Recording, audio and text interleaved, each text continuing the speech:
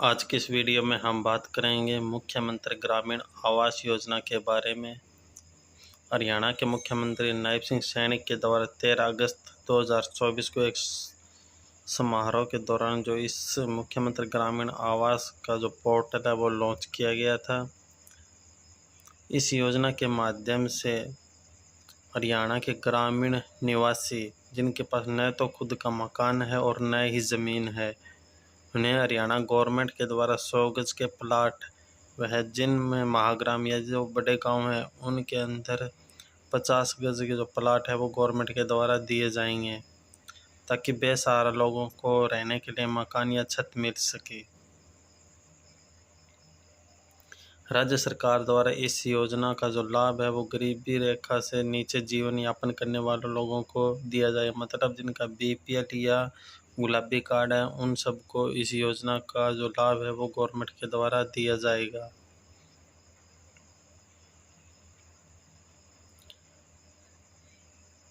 अगर इस फॉर्म के अंदर हम बात करें कि क्या एलिजिबिलिटी है,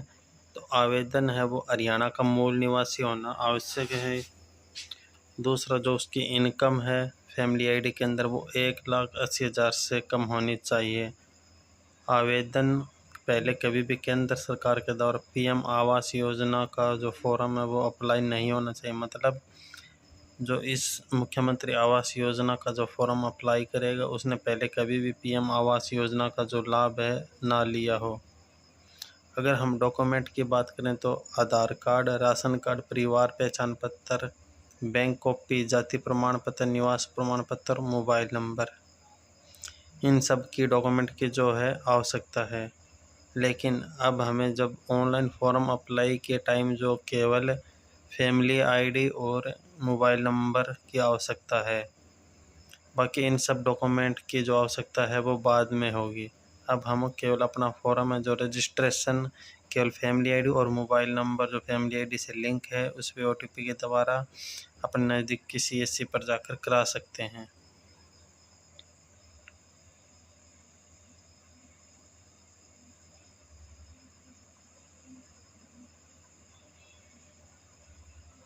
इस योजना के द्वारा जो सब्सिडी मिलने वाली है उसमें 1,20,000 जो ग्रामीण क्षेत्र है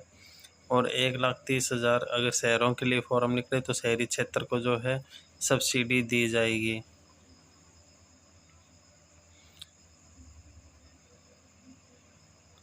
इस योजना के जो फॉर्म अप्लाई है उनकी साइट में जो टेक्निकली प्रॉब्लम के कारण है, जो साइट है वो कभी चलती है और कभी बंद होती है, इसलिए आप इधर उधर जगह जगह ना भटके अपने जो साइट सही से चलेगी तो अपने नज़दीक की CSC पर जाकर आप अपना फॉर्म है जो आराम से ऑनलाइन करा सकते हैं। इसकी किसी प्रकार की कोई भी अब तक जो है अंतिम डेट है जो गवर्नमेंट के द्वारा निर्धारित नहीं की गई है। अब तक इसके जो फॉर्म है वो अप्लाई होने हैं, इसलिए आप अपने नज़दीकी CSC सेंटर पर जाकर जो फॉर्म है जब साइट अच्छे से चले तो अपना फॉर्म है वो अप्लाई कर सकते हैं। हम आपको एक बात बता दें कि सुनने में आ रहा है कि कुछ लोग कहते हैं कि जो फॉर्म है वो जिनके पास अपना खुद का मकान है, ज़मीन है, वो भी इस फॉर्म को जो वो अप्लाई कर रहे हैं। लेकिन हम आपको बता दें कि जो फॉर्म है वो अप्लाई कोई भी कर सकता है, जिसके पास ज़मीन हो, मकान हो, कुछ भी हो, ऑनलाइन रजिस्ट्रेशन सभी करा सकते हैं। लेकिन ऐसा हमें कराना नहीं है। जिनके पास ना अपना खुद का मकान है और न ही उनके पास अपनी ज़मीन है, केवल उनके लिए गवर्नमेंट के द्वारा जो है मुख्यमंत्री आवास योजना के जो फॉर्म है वो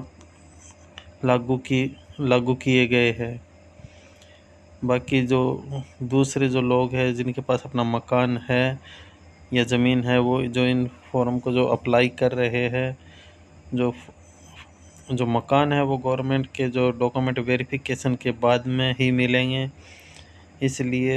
जिनके पास मकान नहीं है गवर्नमेंट केवल उन्हीं को जो मकान है वो देगी। और दूसरा सुनने में आ रहा है कि जो